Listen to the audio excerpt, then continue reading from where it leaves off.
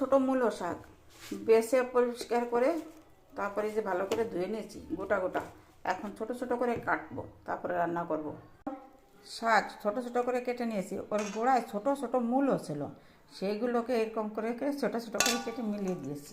এখন আমি লবণ দিয়ে এটাকে মেখে রাখবো। এভাবে মেখে রাখবো।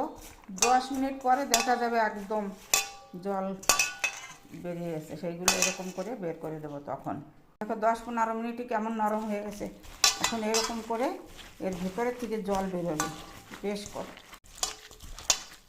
এর ভিতরে দেখো জল, এইভাবে চিপড়ে চিপড়ে এইভাবে রাখবো। কতটা জল বেরিয়ে গেছে। এই শাক এটা করে নিয়েছি, এখন ভাজবো। ওটা ফেলে দেবো। তেল দিয়ে দিয়েছি, এখন এই শাকটা দেবো, কিছুই দেবো না এর ভিতরে। এখন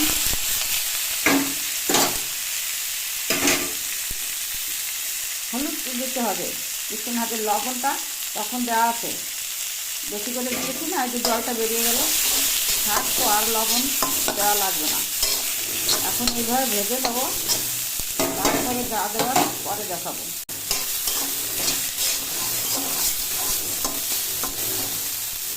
এই শাকটায় একদম একটু জল আরও থাকবে, সেই জলটা যখন লেগে লেগে যাবে কড়াইতে শুকিয়ে যাবে, তখন আমি এই পেঁয়াজ আর এই কাঁচা লঙ্কা দিয়ে দেবো, কেটে নিয়েছি মাঝখানে।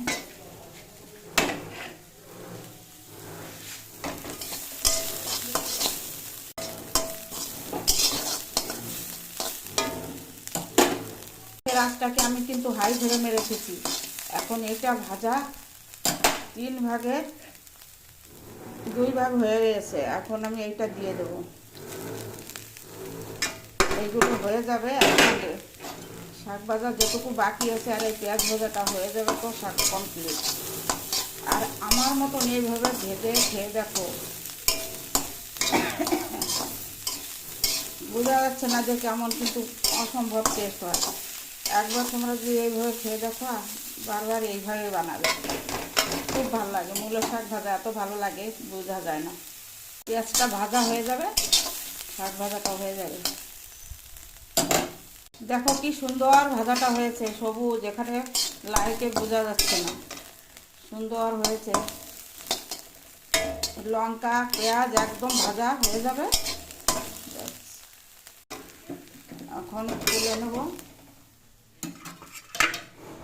মূলো শাক ভাজাটা এত ভালো লাগে, না খেলে কেউ বুঝতে পারবে না, দেখে বোঝা যাচ্ছে না ভিডিওতে। ভাতের সঙ্গে খুব জমবে।